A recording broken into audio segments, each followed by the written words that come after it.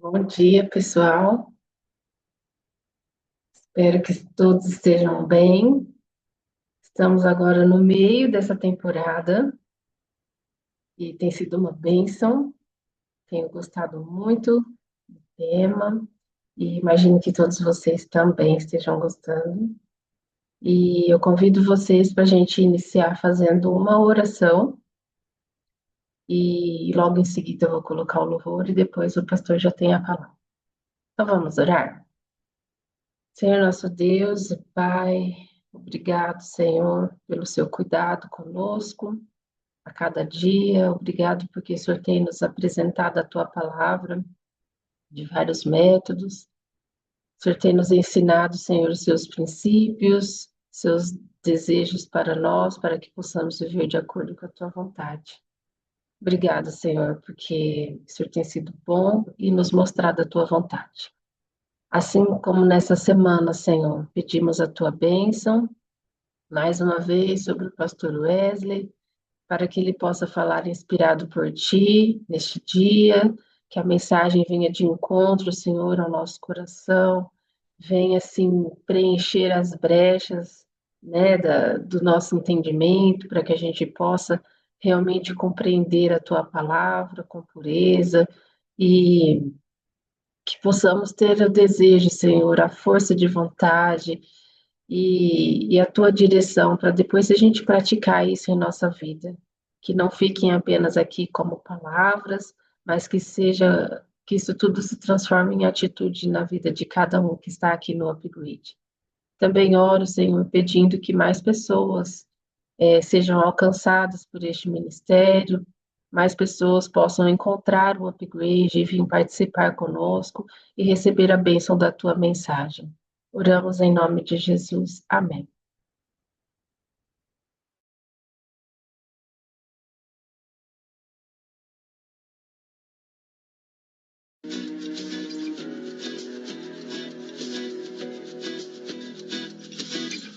Está nascendo um novo tempo, uma nova geração, para espalhar tua glória em toda a terra.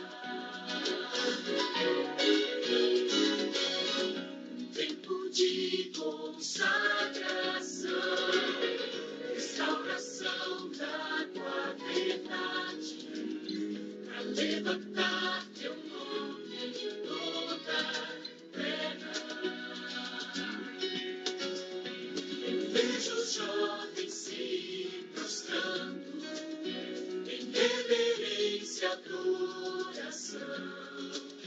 Eu vejo Espírito movendo os corações. Eu vejo a igreja se erguendo e terminando a missão. Eu vejo um povo declarando em uma canção: somos teus, Senhor, somos teus, Senhor. Revivamos, honramos, somos teus, somos teus, Senhor, somos teus, Senhor. Revivamos, honramos, somos teus.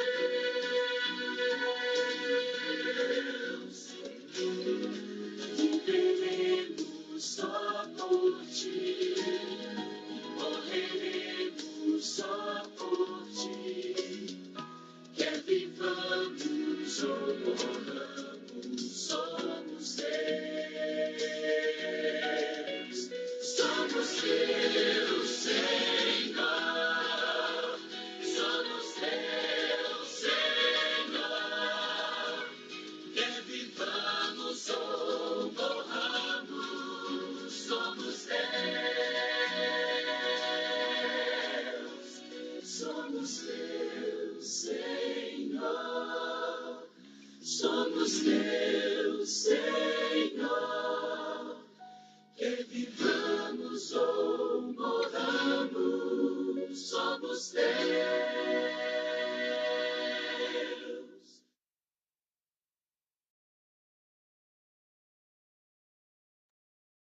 Doutor, obrigada mais uma vez por estar aqui conosco nessa semana, dividindo conhecimento bíblico que Deus te deu e, mais uma vez, que Deus possa estar te usando neste momento.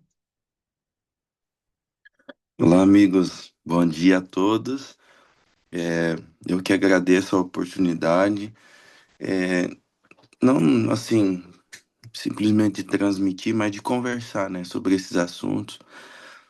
Essa conversa ela vai se somando, né? Cada um que contribui, a gente vai fazendo essa semana juntos, né? E vai crescendo nesses assuntos todos. Vamos orar. Querido Deus, muito obrigado pela oportunidade de estarmos juntos mais uma vez.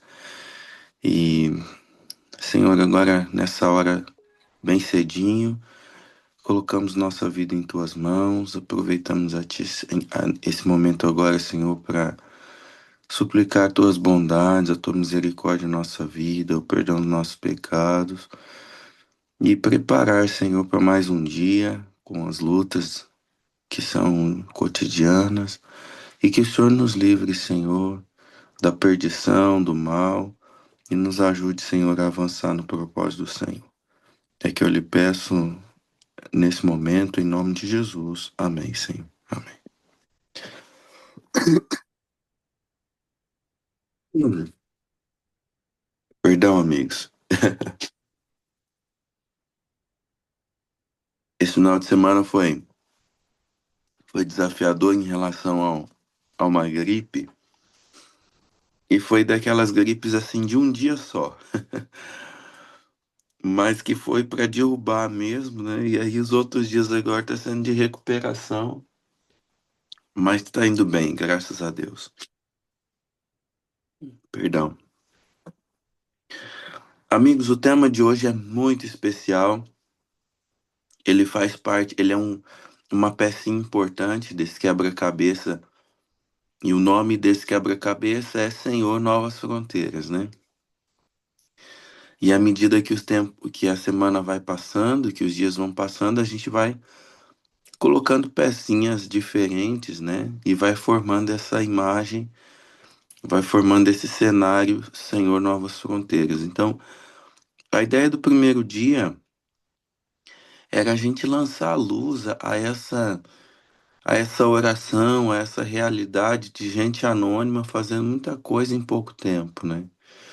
Coisas extraordinárias, histórias impactantes, né? A gente percebeu ali no primeiro dia. Já ontem a ideia é de que essa, é, essa, esses, inclusive alguém colocou, né? Depois em algum post, acho que foi a Thaís, se não me engano. E ela inclusive citou um texto interessante, né? Para isso que foi, não se pode colocar vinho novo em odres velhos, né? Então a ideia do escriba versado no reino dos céus que sabe tirar desse depósito coisas novas e velhas, a ideia é Deus preparando o nosso coração para a essência, né? E viver a essência é mais difícil do que viver a forma, muito mais. Normalmente a gente está acostumado aí com linguagens, inclusive de igrejas mais contemporâneas, liberais, né? Normalmente eles falam de essência para poder fazer menos, né? Normalmente falam da essência para poder se libertar de compromissos ou de princípios, mas na verdade a essência ela te traz mais apego ainda aos princípios, né? E ela, na verdade a essência te coloca numa situação ainda mais de obrigação quanto aos princípios. A gente inclusive ontem citou Jesus, né, trazendo isso em relação aos mandamentos. Aquele que odeia o seu irmão, ele já cometeu assassinato contra ele. É claro que não no sentido pleno da coisa, né? Mas o ódio é um assassinato em potencial e, e a partir daí, então, a pessoa já viveu essa experiência do assassinato, ainda que em uma escala bem menor. Mas o que é importante dizer em relação a isso é que ao evitar o ódio, eu passo agora a me comprometer ainda mais com a lei de Deus. Afinal de contas, assassinato é um passo, parece que mais distante, lá para frente, que envolve uma série de circunstâncias. Mas o ódio pode ser uma realidade constante na minha vida, que pode me acompanhar por anos, né? Ou seja, falar sobre isso é trazer ainda mais compromisso e apertar um pouquinho mais o cinto quanto às coisas de Deus. Então, as coisas novas, elas precisam dar lugar. As coisas novas também são estratégias. As coisas novas podem ser aplicadas também ao método de Cristo, à própria salvação em Cristo, né? Veja, por muito tempo, ah, o símbolo da salvação, que o livro de Hebreus chama de sombra, né, de tipo, foi aplicado pelos judeus a partir de um determinado momento, né, da morte de Cristo, ressurreição de Cristo. Agora esse símbolo se encontrara com uma realidade e como foi difícil para essas pessoas fazer a transição e muitas delas nunca fizeram, né? Então, o próprio Cristo em pessoa é também símbolo dessas coisas novas que precisam ser recebidas. Veja, todo escriba versado, todo missionário, todo mundo que entendeu essa luz que precisa ser no tempo do fim, também precisa tirar do seu depósito coisas novas e também coisas velhas que representam os princípios, né, que não podem e não devem ser mudados. Veja, no encontro de hoje, o título é O Terceiro Elias. A ideia, amigos, é fazer uma espécie de linha do tempo, encontrar na palavra de Deus, ah, encontrar na palavra de Deus essa identidade de Elias, não só o personagem Elias, mas essa identidade de Elias, e tentar visualizar essa geração de jovens, de pessoas no tempo do fim e o nosso papel. O primeiro desafio está lá em Malaquias, né? No último capítulo do Antigo Testamento, Malaquias capítulo 4.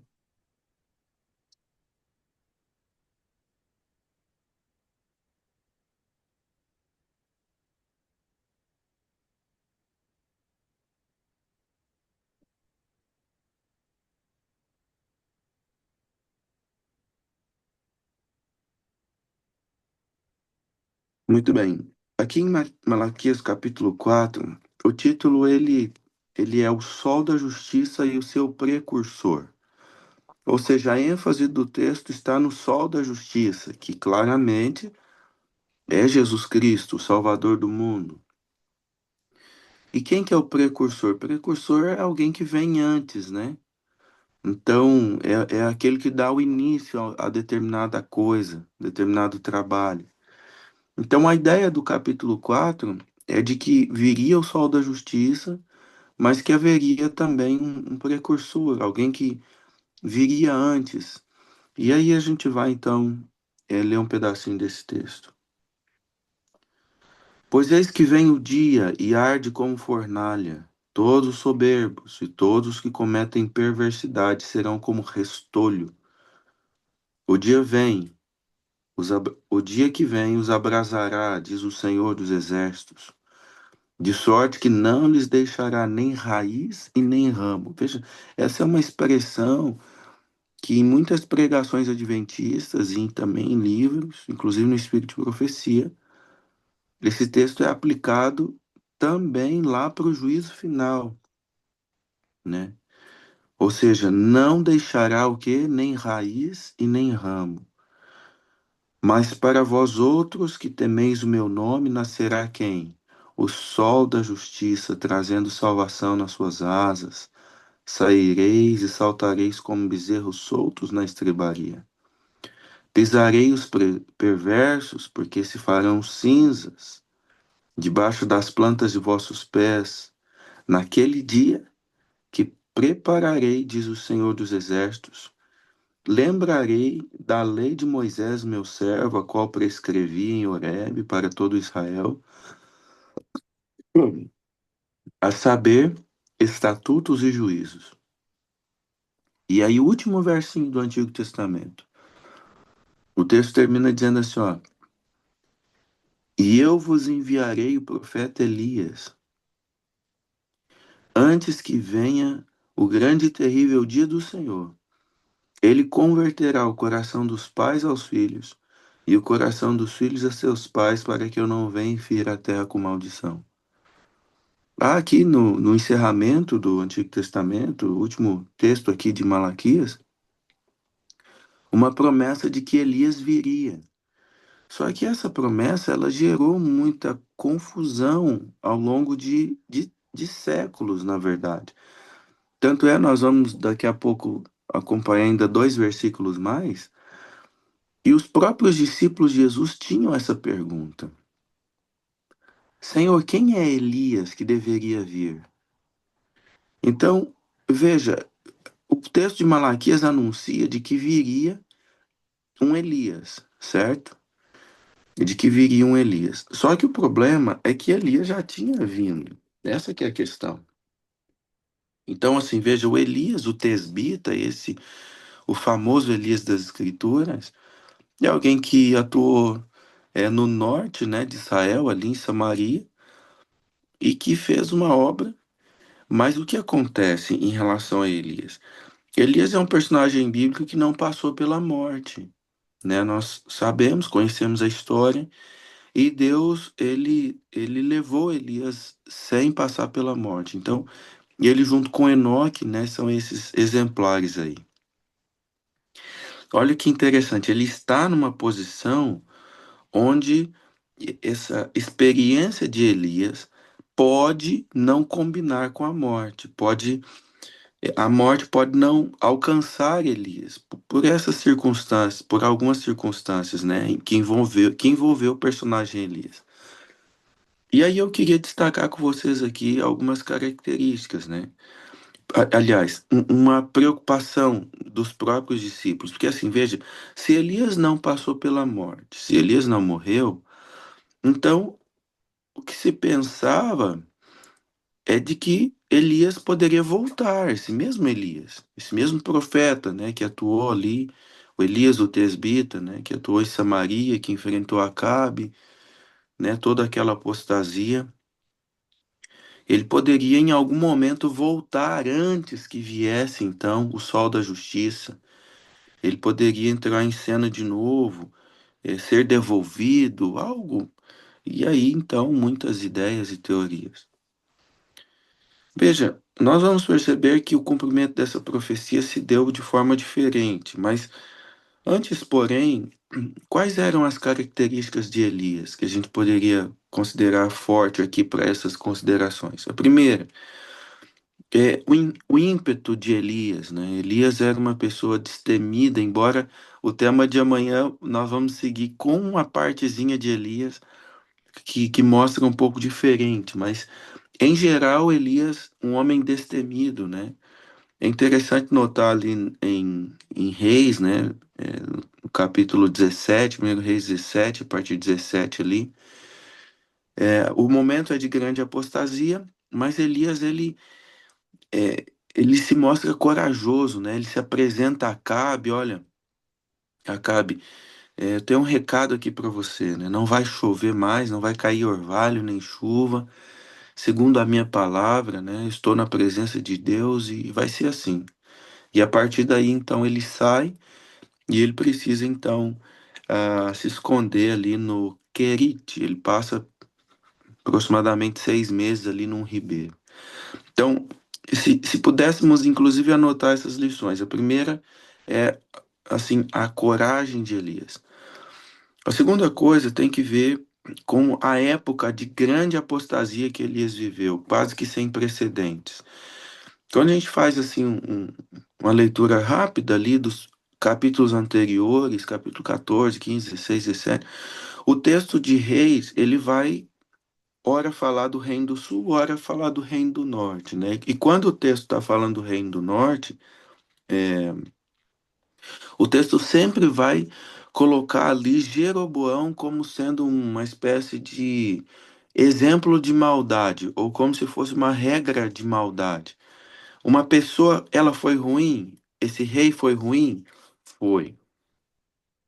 Se esse rei foi ruim, ele foi ruim igual Jeroboão, é o que a Bíblia diz. Olha, ele andou nos caminhos de Jeroboão. Aí vem um outro, andou nos caminhos de Jeroboão, andou nos caminhos de Jeroboão. Talvez Jeroboão se tornou uma referência de maldade. É nos reis que foram se seguindo ali. A gente sabe que Jeroboão é o primeiro dissidente, assim, porque o reinado era um só, nas mãos de Davi, nas mãos de Salomão.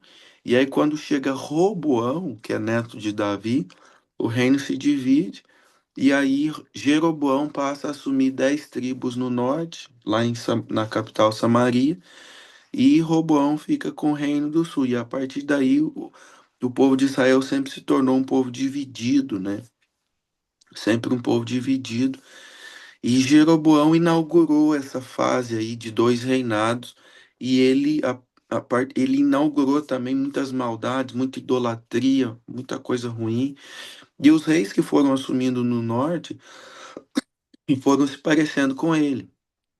E por isso que sempre o texto bíblico vai fazer referência a Jeroboão.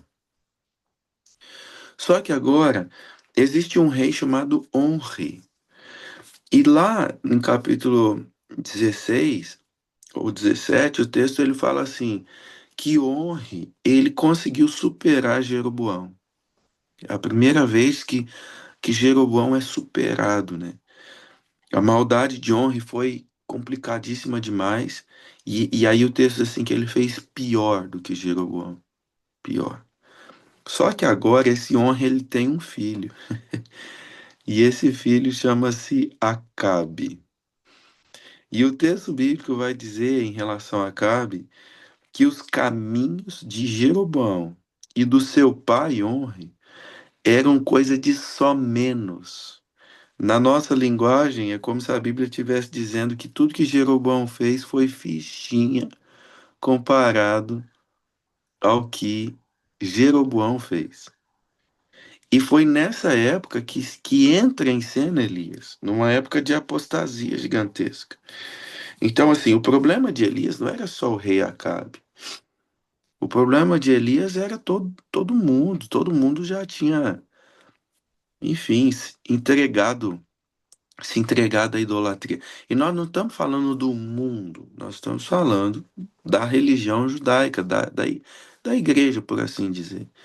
Então, assim, Elias ele vem para esse momento de apostasia. Terceira questão relacionada a Elias, interessante de se comentar, tem que ver com a relação dele com o deserto, né? Elias ele vai para ser sustentado ali por Deus, depois de dar a sua mensagem, uma mensagem que incomodou, ele teve que ir para o Querite, né, que foi um ribeiro ali, e ele foi sustentado com um corvo que vinha, trazia pão e carne para ele. Aí depois ele vai para um lugar mais complicado ainda, porque Deus envia ele para Sarepta, e ali ele é alimentado por cerca de 3 anos por uma viúva. O azeite não acabou, né? A farinha não acabou. A história é uma das mais lindas, né, de toda a Bíblia. Só que tem um detalhe, uma quarta realidade em Elias, então vamos só recapitular aqui. É, ah, apostasia, não, na verdade, começamos com outra coisa, me ajudem.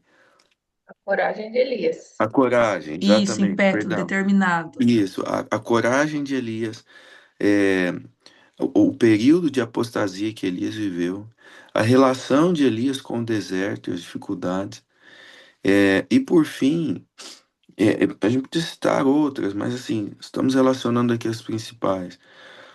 Elias, se fizéssemos aqui uma análise entre Elias e Eliseu, porque o próximo que vem depois de Elias é Eliseu. Olha que interessante isso.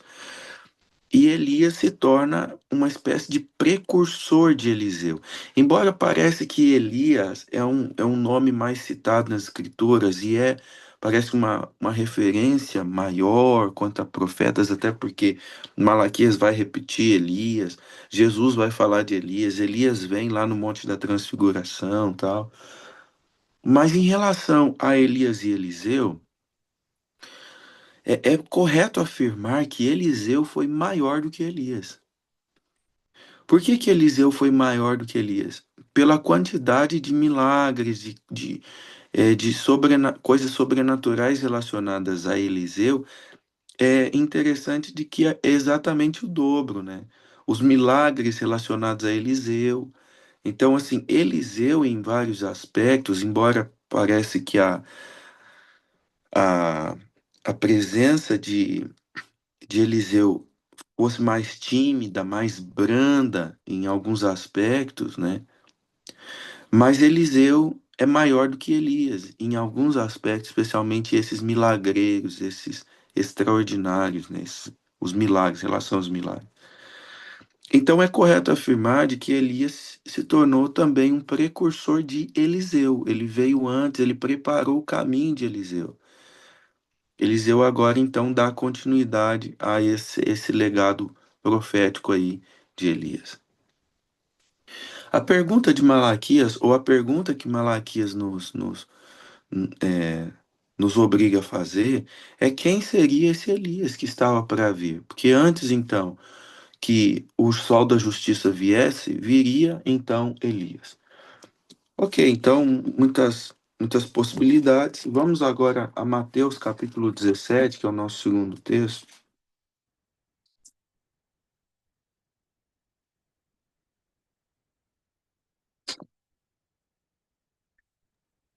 Repete o Em endereço. Mateus 17. Mateus 17, tá? E aí a gente vai para o verso 9. Ok? Então, o verso 9 vai dizer assim, ó. E descendo eles do monte, ordenou-lhes: a ninguém conteis a visão até que o Filho do Homem ressuscite dentre os mortos. Então, veja, o contexto aqui está na transfiguração, que inclusive Elias aparece aqui junto com Moisés. E o verso 10 diz assim, ó, mas os discípulos o interrogaram. Por que dizem, pois, os escribas ser necessário que Elias venha primeiro? Então respondeu. Aliás, eu vou pular o verso 11. A gente vai ler o verso 11 depois do 12, tá bom? Só para ficar mais didático aqui. Por que é necessário que Elias venha primeiro? Olha só, verso 12. Eu, porém, vos declaro que Elias já veio, não é isso? E não o reconheceram. Antes fizeram com ele tudo quanto quiseram. Assim também o Filho do Homem há de padecer na mão deles. E aí o verso 13 diz assim, ó. Então os discípulos entenderam que lhes falava a respeito de João, o Batista. Correto? Vamos segurar o verso 11 rapidinho aqui. Então veja, quem é esse Elias que estava para vir, que Malaquias anunciou? Era João o Batista.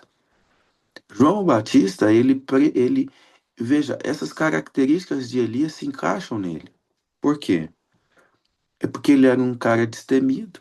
Quem foi de vocês que raça de víboras, tal, tal? Ah, ele realmente era um camarada, né, no espírito de Elias. A época de apostasia que João se estabeleceu também sem precedentes, né?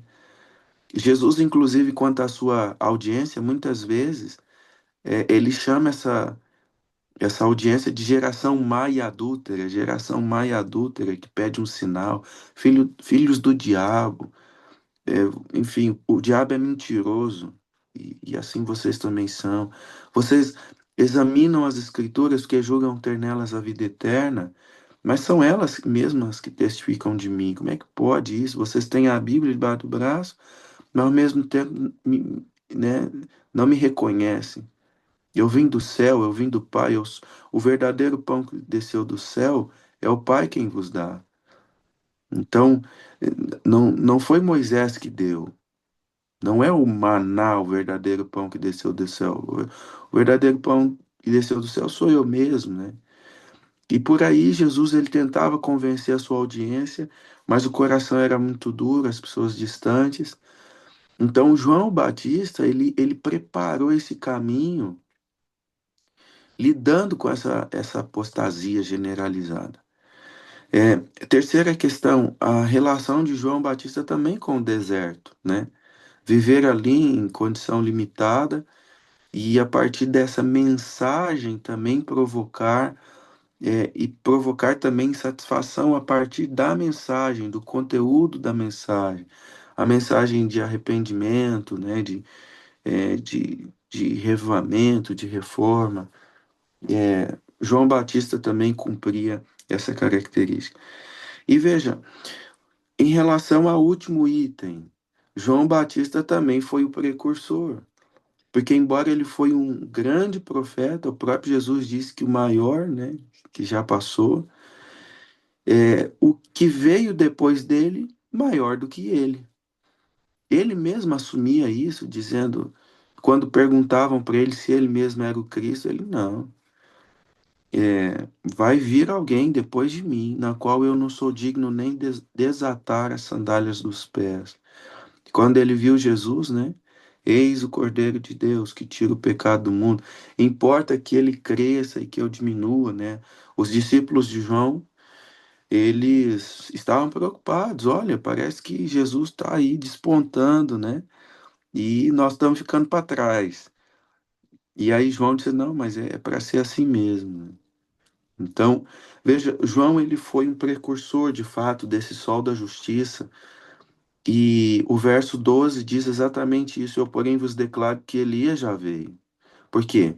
Porque os discípulos estavam, de repente, associando essa vinda de Elias com a transfiguração. Mas Jesus estava relacionando essa vinda de Elias com João Batista. Só que, enfim, né, há muito que dizer. O próprio capítulo 12 também de Mateus faz essa referência. Mas o verso 11, ele usa da mesma dinâmica de Malaquias. Porque o que acontece? Malaquias, ele fala de alguém que já veio, mas disse que esse alguém que já veio ainda vai vir. Então, lá no verso 5 do capítulo 4 que a gente leu em Malaquias, diz assim: olha, que viria o profeta Elias antes que viesse o dia do Senhor. Então, veja, naquela época de Malaquias, Elias já tinha vindo, mas Elias ainda ia vir. Por quê? Porque Malaquias está dizendo que esse segundo Elias, seria um precursor do sol da justiça, que agora a gente percebeu que esse segundo Elias foi João Batista. Mas o verso 11 parece anunciar um terceiro Elias. Então Jesus respondeu: de fato, Elias virá e restaurará todas as coisas.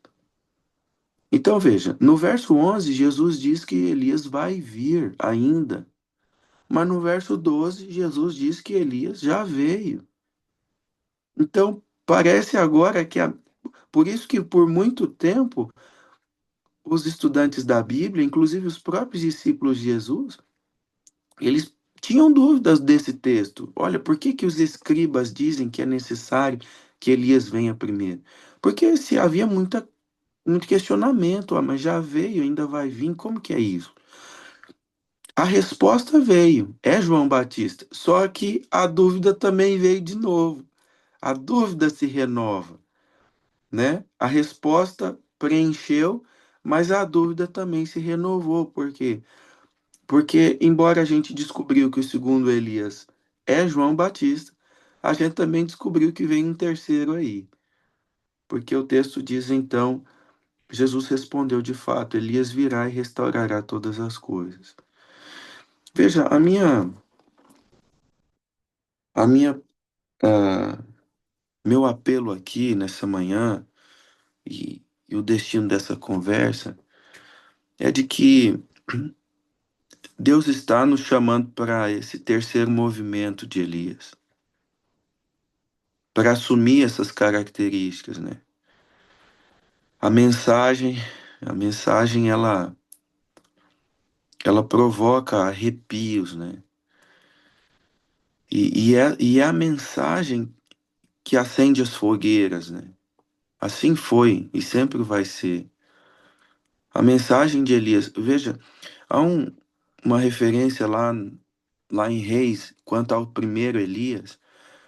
Antes de se encontrar com Acabe 3 anos depois, Elias se encontra com Obadias, um outro personagem, também uma espécie de profeta ali. E aí Obadias fala assim, Elias, eu não acredito que eu estou vendo você aqui, porque não houve canto nesse planeta que o rei Acabe não mandasse te procurar. Não houve. Porque ele entende que toda essa desgraça que está acontecendo é culpa sua, que foi você que lançou essa palavra aí, e você é o homem mais procurado do mundo, pode ter certeza disso. Então, veja, a mensagem de Elias, ela provocou perseguição, perseguição, certo? Mas sempre houve livramento nas histórias de Elias, sempre houve livramento. A gente tem esse elemento da perseguição também na vida do profeta João Batista, só que sem tantos livramentos, né? Mas a gente tem o elemento da perseguição.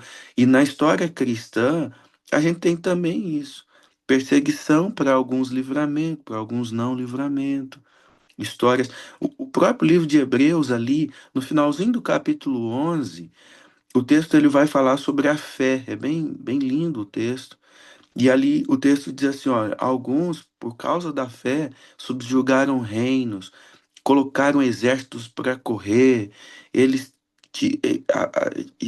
extinguiram a violência do fogo, pessoas receberam seus mortos pela ressurreição, coisas extraordinárias através da fé. Só que o mesmo texto ali diz assim, ó, alguns foram torturados, mortos, afligidos, cerrados pelo meio, homens nos quais o mundo não era digno, né?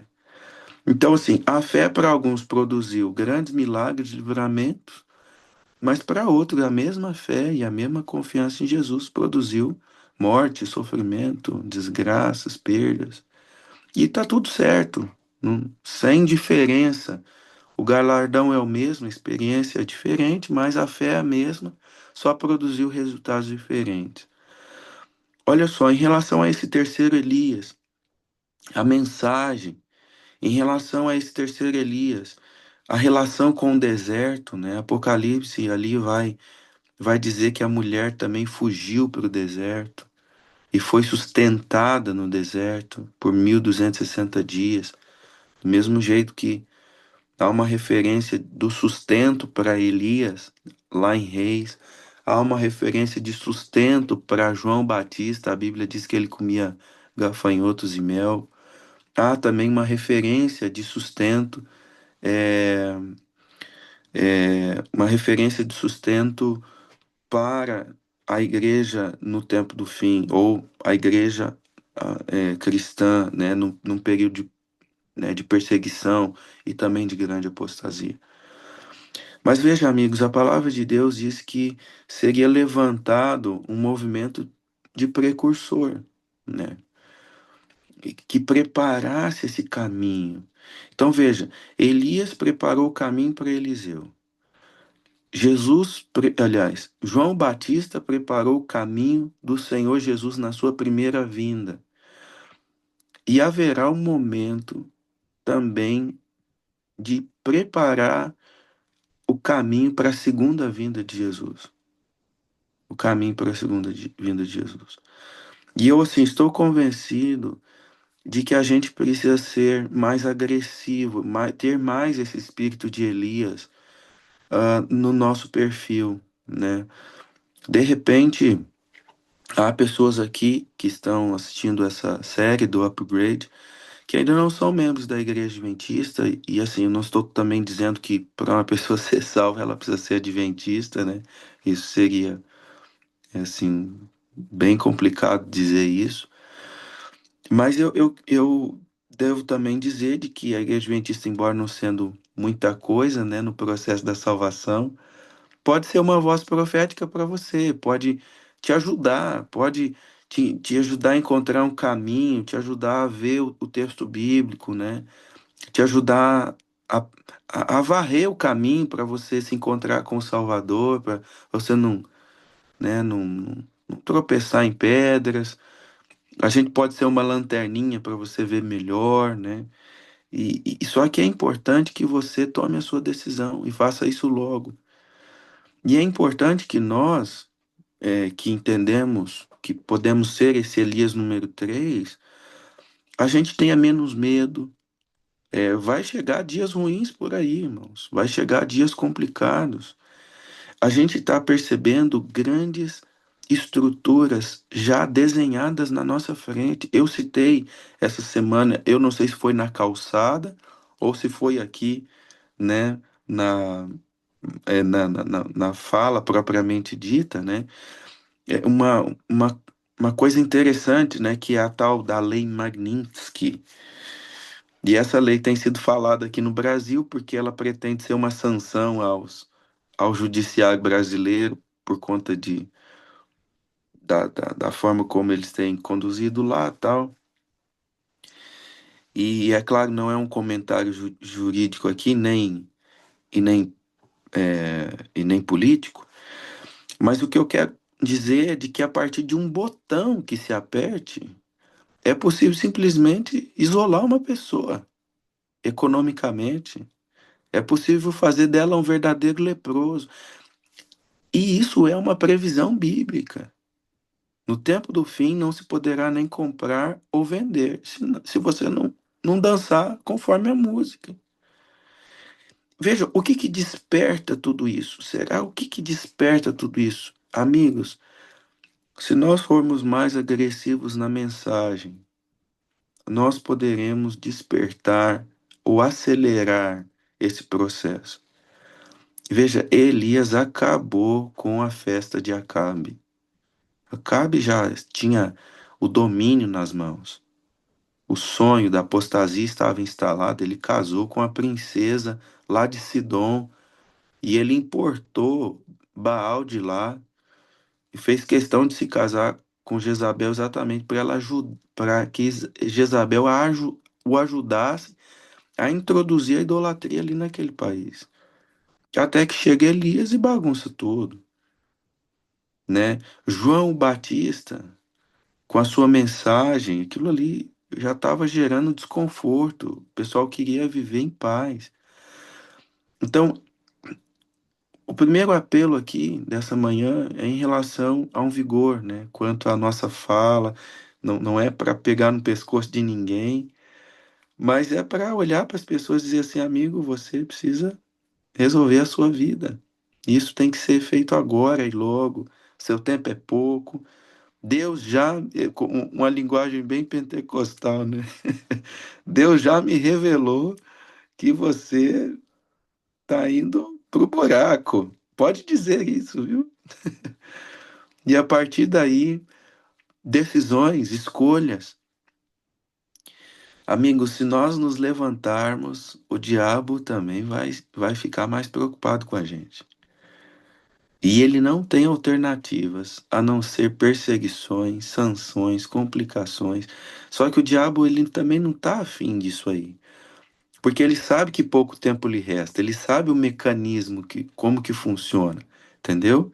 Decisão, perseguição, livramento, e aí, a partir do livramento, o juízo. Ó, rapidinho aqui, para não me estender demais. Mas quando a gente olha, por exemplo, para a dinâmica ali que acontece no livro de Daniel, é essa matemática. Ó, decisão, depois que há uma decisão, sempre há perseguição. Depois da perseguição, sempre há oração, entrega, busca a Deus, reavivamento. Aí, a partir disso, sempre há livramento. Depois de livramento, sempre há juízo, final ali. Então, parece ser essa a dinâmica também do tempo do fim. Só a título de exemplo, por exemplo, se a gente pensar ali no capítulo 3 de Daniel, né? Decisão de não se ajoelhar, É, o livramento da fornalha e o juízo, porque a palavra de Deus diz que aqueles que foram jogar os amigos de Daniel na fornalha, eles é quem morreram. No capítulo 6, quem foi jogar Daniel na cova dos leões foram eles que morreram. Há sempre também essa presença do juízo no livro de Daniel. E há também evangelismo no livro de Daniel. No capítulo 1, Arioque se impressiona. Poxa vida, deu certo. Vocês não estão mais fraquinhos. No capítulo 2, é Nabucodonosor que se impressiona. Olha, o Deus de vocês é diferente. Esse Deus aí funciona. No capítulo 3, Nabucodonosor não tem Deus igual de vocês. Vou fazer até um decreto aqui. Não tem, está definido. Capítulo 4, o relatório de Nabucodonosor. Olha, agora, antes para mim, eu era o mais importante. Até que eu reconheci que na verdade é Deus, né? Capítulo 6 ali já Dário também reconhecendo. Então sempre há um resultado evangelístico também nesse mecanismo de se levantar, de escolher, de decidir o resultado da perseguição, e isso também se dará no tempo do fim. Deserto, limitações, mensagem, coragem. O nosso chamado e meu convite aqui nessa manhã, querido Zé, é para que essa promessa de Elias virá, que isso se cumpra na nossa vida. E eu termino dizendo que, em relação a Elias número um, Elias foi alguém que não viu a morte, né? Poxa vida, isso podia tanto acontecer com a gente também, né? Isso podia tanto acontecer com a gente. Se isso acontecer, se isso não acontecer com a gente, isso não nos tira a característica de Elias, viu?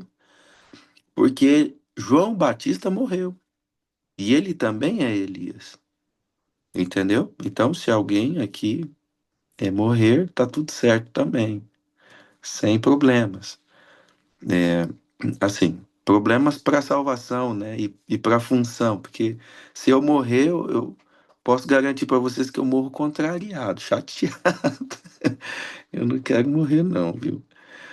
Mas isso não afeta o resultado final, né? Isso não afeta o resultado final.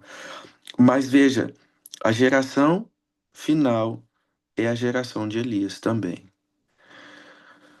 É, se ajuste aí, ore a Deus, peça para que Ele te abençoe, alargue as suas fronteiras. Gente pequena fazendo tanta coisa, né, em pouco tempo. E especialmente, queridos, abalando, né? Abalando aí a, a tranquilidade do mal através da mensagem do juízo que vem, de que Jesus vai voltar, de que há um acerto de contas. É, e que Deus nos abençoe. Deus nos abençoe a ser isso, né? A viver essa experiência de Elias. Eu quero fazer uma oração por você agora. Querido Deus, hoje nós percebemos de que o Senhor repetirá, Senhor, e na verdade tem repetido esta necessidade de um precursor que prepare o caminho para que o Senhor não fira essa terra com maldição. O Senhor não tem prazer na morte do injusto, do ímpio, mas deseja salvar a todos. Nós não temos, ó Deus, essa condição, absolutamente. A gente, na verdade, tem aí se debatido com a nossa própria salvação, tentando se aguentar, se sustentar. Ora levanta, ora cai, busca ao Senhor. Mas, assim, com todas essas limitações, Senhor, O Senhor nos prometeu que é possível fazer grandes coisas e tempo a gente não tem, muito tempo. Então, a promessa que estamos acreditando, Senhor, essa semana é de que coisas grandes podem ser feitas em pouco tempo por pessoas como nós, através do Teu Santo Espírito. E alargue, Senhor, as nossas fronteiras, abra, Senhor, os nossos olhos, aumente as oportunidades para que isso se dê na nossa vida. É o que eu lhe peço e lhe agradeço, em nome de Jesus. Amém. Amém. Obrigada, pastora, pela mensagem. Nós vamos ainda conversar um pouquinho mais sobre a mensagem explicada de hoje, agora na Turma da Calçada, né, que é um momento que vem na sequência, apenas para quem está aqui no Zoom, participando ao vivo. E antes da gente encerrar aqui a gravação, gostaria que a gente pudesse tirar a nossa foto rapidinho, quem quiser abrir a câmera, só para que depois vocês possam ajudar a gente divulgando nas redes sociais, né, para fazer uma propaganda, convidar outras pessoas. Então, quem quiser abrir a câmera, esse é o momento.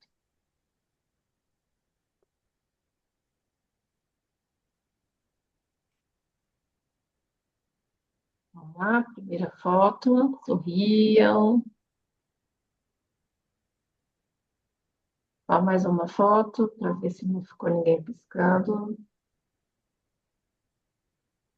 Prontinho. Então, o pessoal que nos acompanha aí pelo YouTube, assiste as gravações, estão convidados a assistir ao vivo com a gente. É só entrar no grupo, no nosso grupo do WhatsApp e ali dentro a gente disponibiliza o link da reunião ao vivo. E aí você tem direito a participar do segundo melhor momento, que é a Turma da Calçada. Então, estão todos convidados a ficar aqui conosco. Para quem está no YouTube, então, até amanhã.